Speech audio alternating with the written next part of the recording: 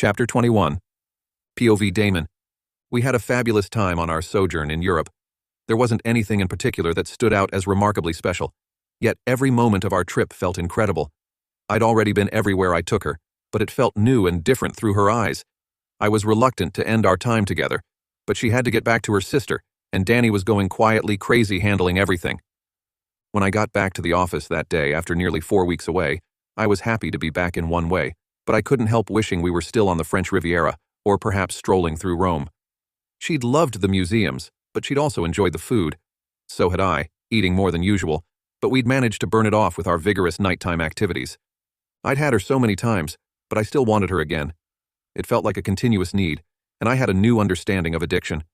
I was completely and helplessly addicted to Phoebe, so much so that I was contemplating renegotiating our contract. Only the uncertainty of what she might say had held me back. "I'm so glad you've returned." Danny looked like he could have wept in relief. I smiled as I handed him my briefcase. "Come into my office and catch me up in a few." "Coffee?" I nodded, feeling surprisingly lazy.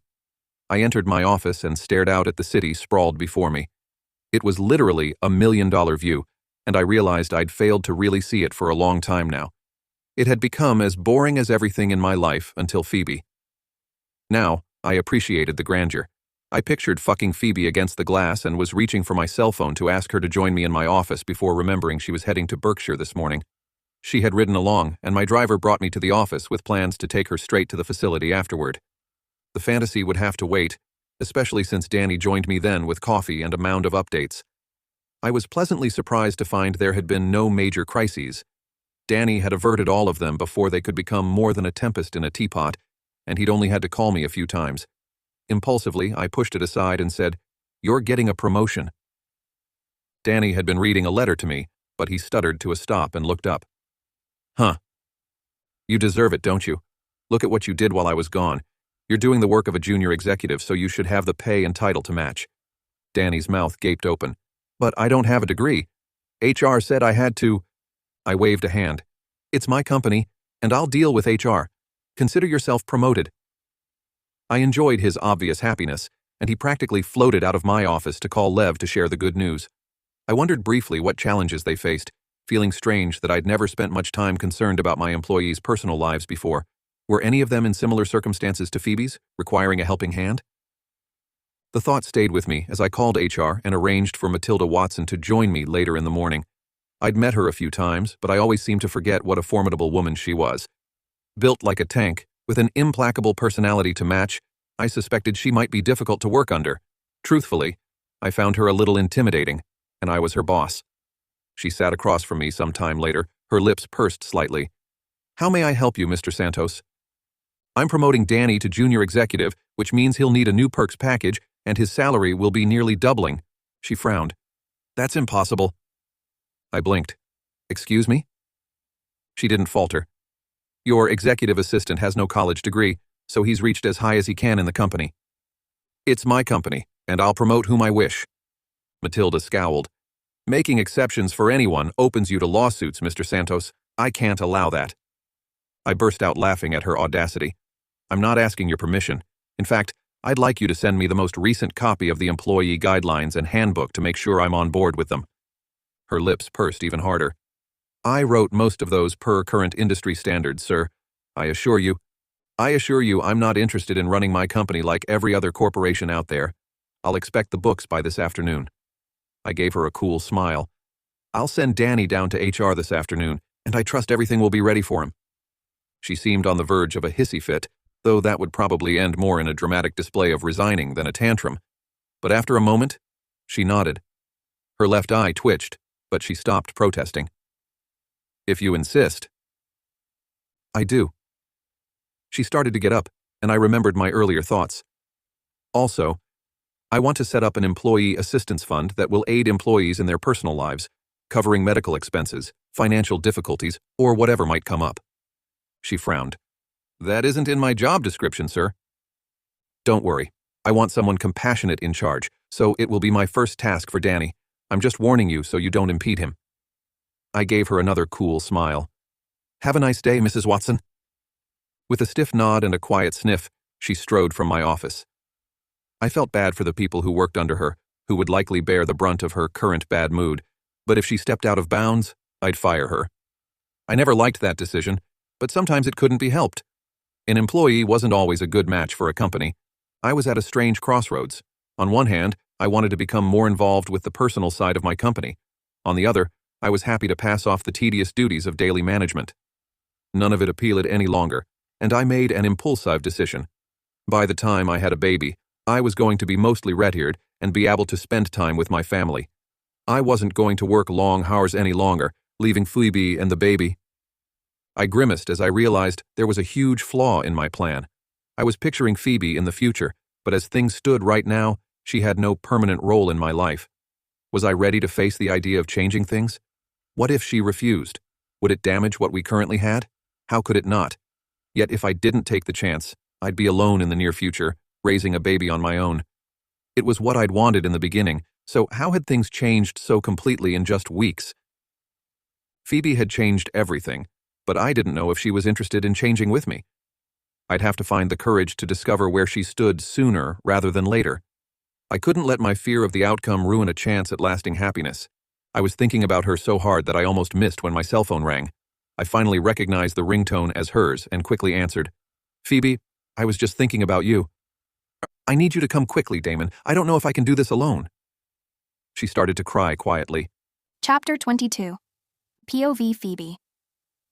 It was strange and yet familiar to be back at Berkshire.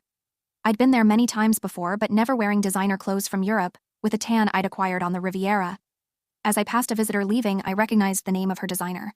Recent knowledge I'd picked up in Paris when Damon arranged for me to have a private fashion showing of that designer's current line.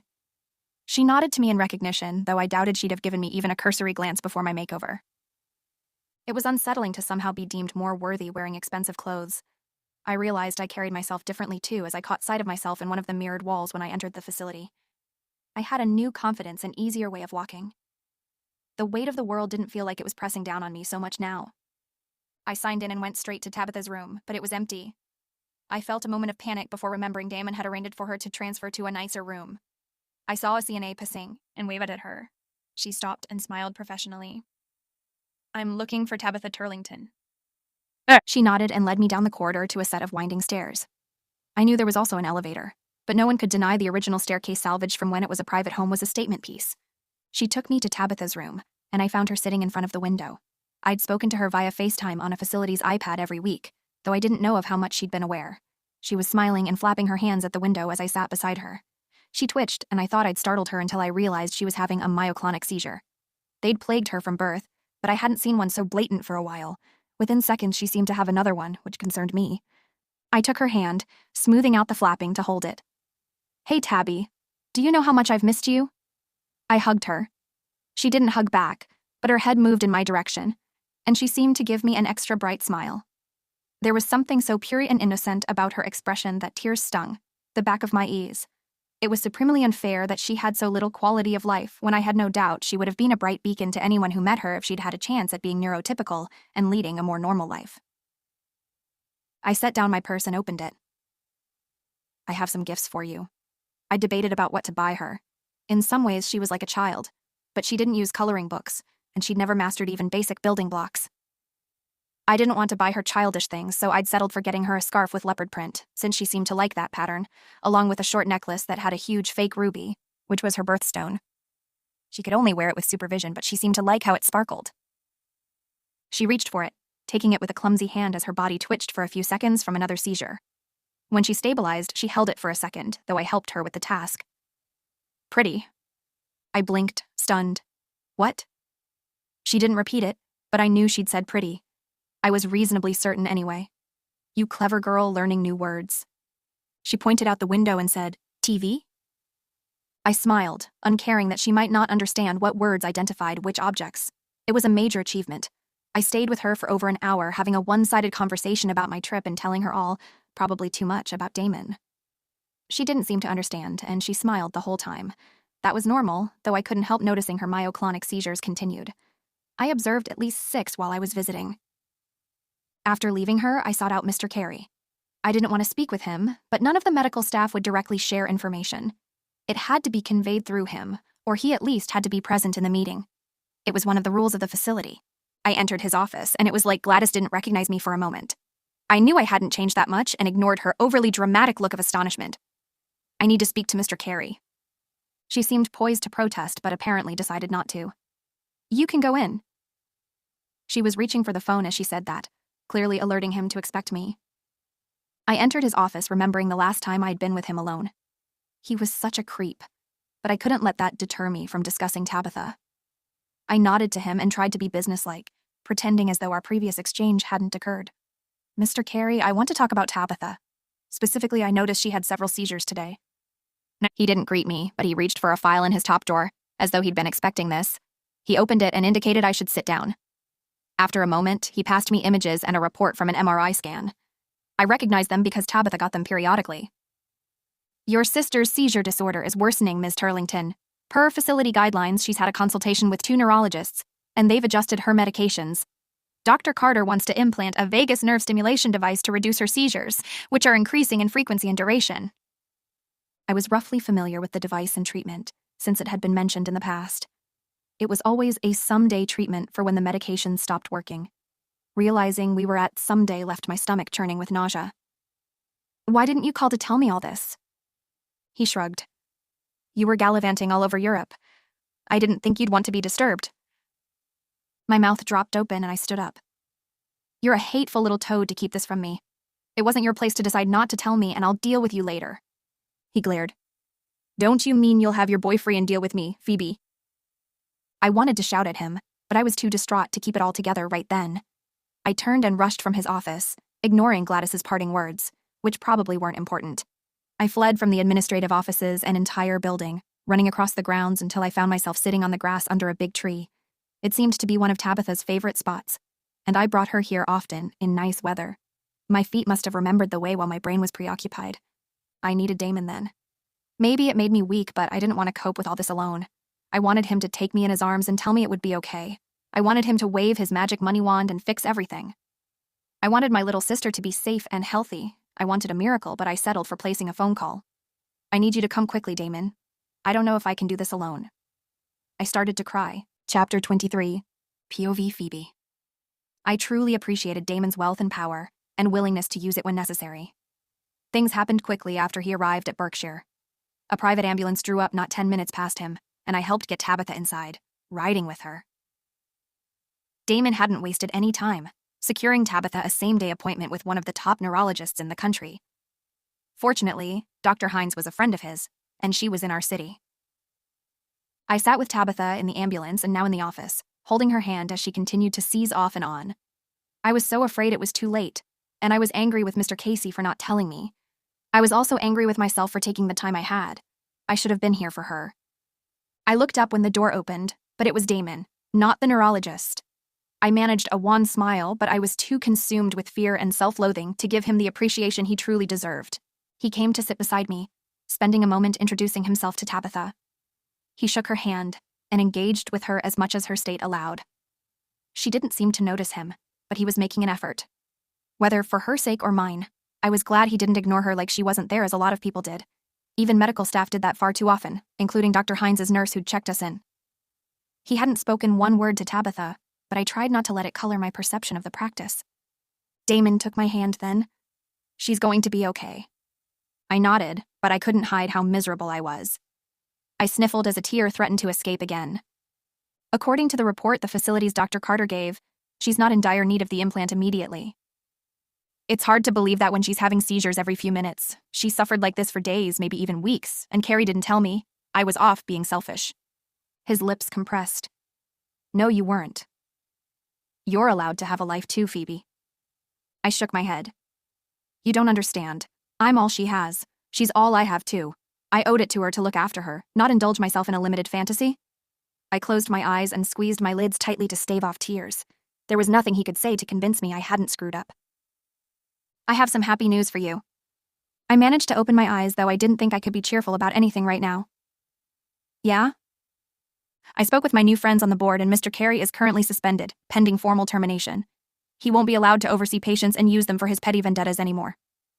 I managed a real smile then. I guess I could be partially cheered. Thank you, Damon.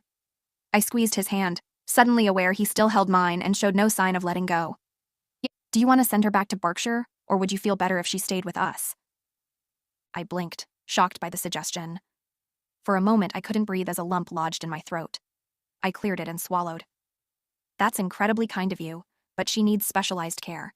Even if I did nothing but care for her all the time, I couldn't give her the quality of life she gets at Berkshire. That's why I fought so hard to keep her there. It was the safest place for her. Until I rejected that little worm and disappeared. No, he sighed but didn't try to talk me out of my guilt trip. The doctor arrived a moment later and she immediately greeted Tabitha first, though my sister didn't seem to notice anyone else was in the room. She didn't resist Dr. Hines' examination, and it wasn't long before the competent woman, who was younger than I'd expected, sat down on her stool and rolled over to face me. It's mostly good news. I swallowed. Mostly? So there's bad news too? She nodded, clearly surprised I'd latched onto that. Would you prefer that first? Uh-huh. Okay. Each seizure causes brain damage, so she's accumulated more damage during the last few weeks. I whimpered. She put up a hand. It's minimal, especially considering your sister's current state. That's the bad news. That's it? I expected something a lot worse. I can see that. Dr. Hines smiled. The good news is, I can put in the VNS this afternoon. I'm having Aaron clear my schedule right now and book us a surgical suite at a nearby outpatient surgical facility. It's a semi-invasive procedure, but I'm confident it can safely be done now. Barring complications, she'll be able to go home this evening, and I don't see any reason why the procedure won't slow down, or maybe even completely stop. Her myoclonic seizures for a long while. She might still have an occasional tonic-clonic seizure, and VNS only helps about 50% of patients with absent seizures, but this will definitely benefit her. She's going to have even better control than the meds gave her for a long time to come, though it will take a short while to reach full efficacy. She will eventually worsen, though? I asked it as a question but already knew the answer. Dr. Hines was kind when she nodded and patted my hand. It's usually progressive with Angelman syndrome. There will come a time when we might not be able to offer her good control, but that time isn't now. For now, your sister can enjoy her current quality of life, and you can spend less time worrying about her. Damon cleared his throat. Would it have made a significant difference if Phoebe had known about all this a couple of weeks ago? The doctor didn't hesitate. Not at all. Let me be frank, Damon. If you weren't a friend of mine, this is the kind of procedure that takes weeks or sometimes months to book. Even if her care facility had moved on it quickly, and it looks like they got consults within a few days, and the procedure was authorized then, she'd still be waiting for an appointment without intercession. I let out a long sigh of relief. I still felt selfish for the time I'd taken from Tabitha, but I'd also had an amazing time with Damon. To hear my brief lapse wasn't going to hurt my sister or cause her any longer delay eased my guilt considerably. Damon must have realized I needed to hear an impartial opinion to be able to forgive myself. Things moved quickly after that. The private ambulance was still waiting for us and took Tabitha and me to the nearby surgical facility. Damon arrived just after us since the driver hadn't used the siren or lights, and the driver helped me get her down and into a waiting wheelchair, held by a nurse from the facility. The nurse took us back to a room and I stayed while they prepared Tabitha. She showed no hint of fear, even when they inserted an IV. She moaned a bit, but that was her sole reaction. Other than that, she watched cartoons until they came to take her back for the procedure. At that point, I went to the waiting room where Damon sat in an uncomfortable chair. I crossed the room on weary legs, feeling all my energy ebbing. When he opened his arms, I fell onto his laps and cuddled against him. His strength buoyed my flagging reserves, but even when I felt strong again, I didn't move from his arms. He didn't speak, and I didn't need him to. I just needed this. It wasn't until I realized there was a looming future expiration date on our closeness that tears flooded my eyes again. I cried quietly into his shoulder as he rubbed my back. No doubt, he thought I was crying for Tabitha, and I was. I was also crying for myself, for the bleak future before me, and for loving a man I was going to lose. I'd been a fool to agree to this arrangement because he wanted my body and a baby, but he'd never wanted my heart. Chapter 24. POV Damon. It was late before I got Phoebe home that night. We'd waited until Tabitha was cleared by Dr. Hines to return to Berkshire. The ambulance I'd arranged had taken her back, and she'd been settled with a contracted private attendant who would monitor only her for the next few days. That had allowed Phoebe to finally leave Tabitha once her sister was cozy in her own bed, snuggling a toy cat she hugged like her life depended on it, and quickly drifted off to sleep, since she was still recovering from the anesthesia. Phoebe was looking tired too, so I settled her into bed before slipping away to deal with some of the business I'd dropped so hastily that morning. The information Danny had compiled was on my desk, but I couldn't focus on it. Instead, I thought about Phoebe, who had been convinced she'd been selfish for taking some downtime. Had we been? I didn't know, but I didn't think she could live her whole life in proximity to her sister for immediate emergency responses. If Carrie hadn't been a vindictive little creep, we'd have had plenty of time to respond via phone or email and arrive back within a couple of days. I still wondered if I'd been insensitive, and it weighed on me. I vowed I'd make sure to do better in the future when Phoebe and I went on trips. We'd schedule regular flights back instead of relying on the iPad, though I suspected Phoebe would find her fears allayed with the arrival of a new director. In the midst of my plans, it occurred to me there probably wouldn't be many more trips in our future. Phoebe was likely to be pregnant soon, if she wasn't already, and once the baby came, that was the end of our contract. How I regretted ever coming up with that stupid idea. I'd never expected to fall in love with her, but I should have realized it could happen. After all, Phoebe made me feel something real for the first time in years. I leaned back in my chair, wondering what I could do. I was surprised out of my thoughts by a sound in the doorway. Phoebe stood there, looking a little uncertain. I opened my arms and leaned back. "Couldn't sleep?" She shook her head as she came over to join me. I'd expected her to sit on my lap with her back to my chest, but she faced me instead. I wanted to be sensitive to her emotional needs, but my body had a mind of its own, and my cock hardened as soon as her slick heat neared me. "I'm sorry." She smiled, not seeming at all concerned. "Truthfully, I'm glad. It's what I really wanted." She unzipped my pants and palmed the length of me. "I want to be so exhausted I can't think about the future or anything else depressing. Will you fuck me, Damon?" I scowled. "No, but I'll make love to you." Her eyes widened, but she didn't have time to respond or ask about the distinction. I bent my head slightly and kissed her, trapping her chin in my hand to hold her mouth steady as I gently explored it. When she tried to increase the pace, I forced her to slow down. She might want frantic and physically exerting, but I needed slow and tender. I wanted to remember this. After an initial tug of resistance and a few attempts to speed us along, she finally settled against me, sinking into the slow kiss. I lost myself in her mouth before exploring her throat, her earlobe, and the slopes of her breasts revealed by my shirt she'd slipped on when she left bed to find me. I unbuttoned it slowly, savoring her nipples. She writhed and squirmed on my lap, moaning my name breathlessly as I licked and caressed her. I wanted to taste her pussy, but I didn't want her moving from my arms, so I settled for gently pushing inside her folds with 2 fingers to ensure she was ready. She was slick and eager, riding my hand as I curved my fingers to find her G-spot. Phoebe let out a quickly stifled squeal as she started to climax. I swallowed it with my mouth, kissing her again while I stroked her until she'd finished coming. I realized I couldn't continue with my slow pace because I was too close to losing control. I still planned to be gentle and make this yet another precious memory. I shifted her position slightly, bringing her slit to my cock, which she'd freed from my pants a while ago. I found her opening and eased inside, slowly thrusting in and out of her as I cupped her buttocks and set the pace. She gripped my shoulders, tossed back her head, and arched her back. That brought her tempting breasts to my face, and I sucked the closest nipple as I canted my hips. She rolled hers forward, rotating her pelvis slightly each time she came down on me, until she was shaking and moaning. So was I. So close to coming, I could barely hold back, but determined to make her go again first. I lost the battle as her pussy clamped tightly around me, milking me with firm pressure in the midst of her orgasm.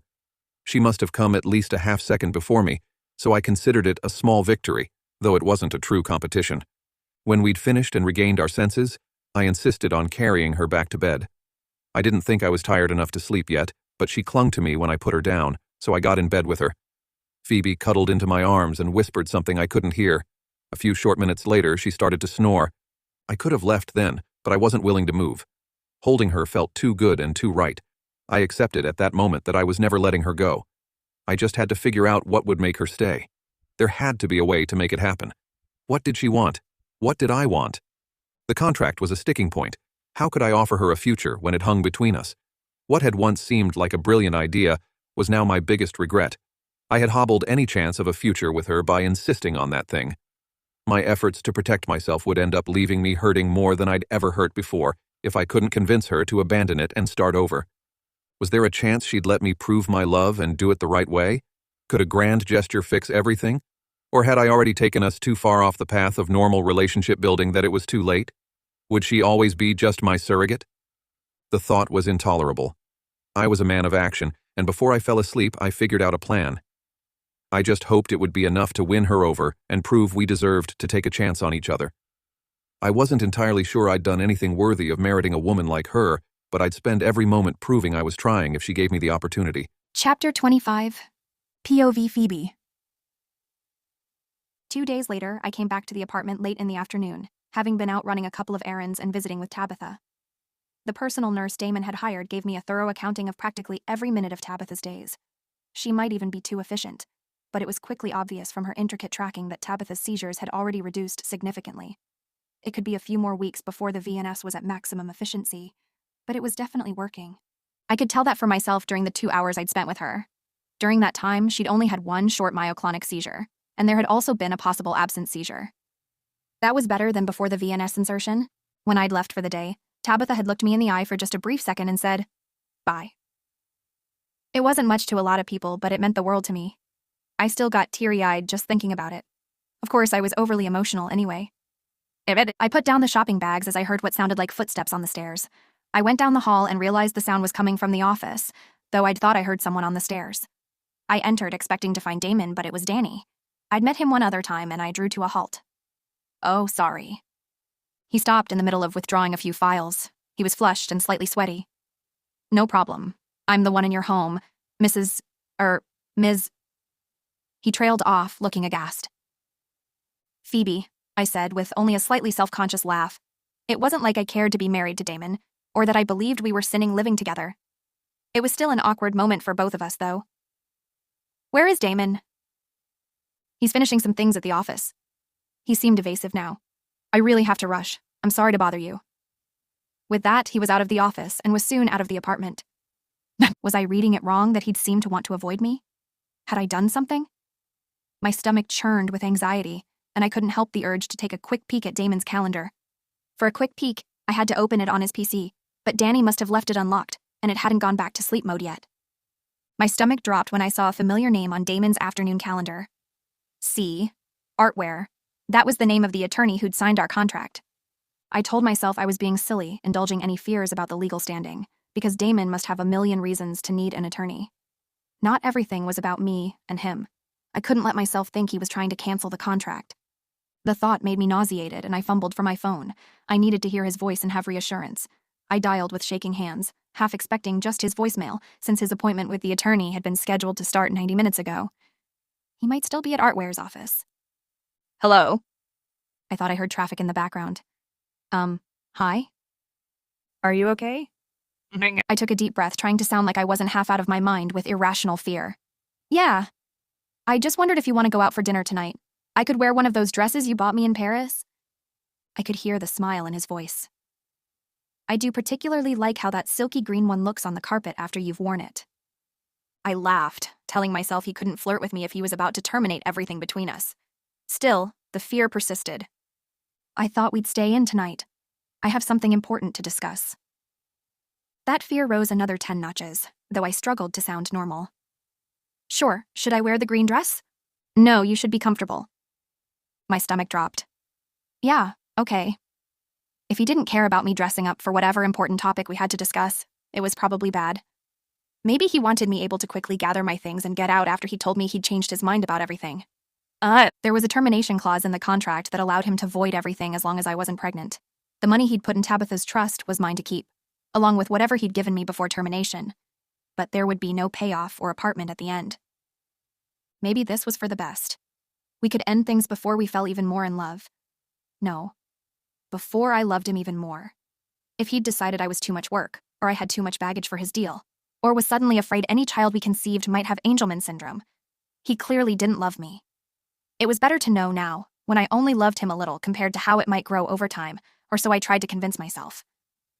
After hanging up, I went straight to the ladies' room adjoining his bedroom, where most of my old possessions remained. I loaded them into my suitcase and was packed in less than 10 minutes. I didn't bother to change out of the comfortable leggings and shirt I'd worn earlier to shop.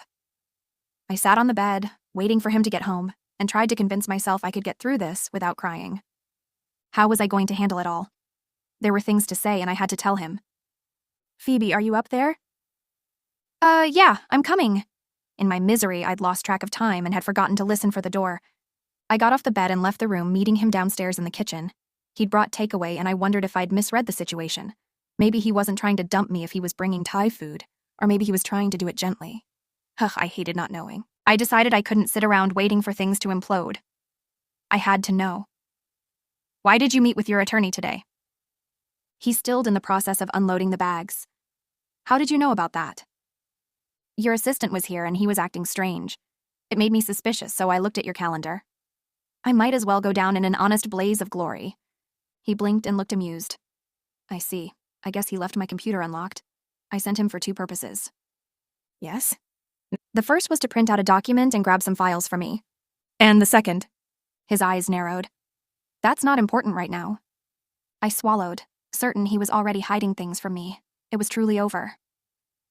I can guess why you went to see your attorney. His eyes widened.